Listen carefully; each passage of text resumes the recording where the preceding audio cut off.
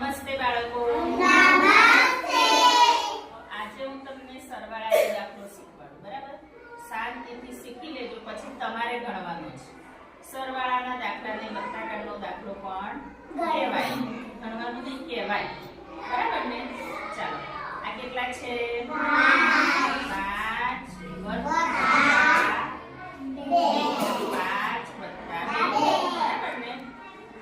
5 આમાંથી 5 મણકા લઈને આમાં મૂકવાના. આ 5 છે એટલે આપણે પહેલા કેટલા મણકા લેવાના?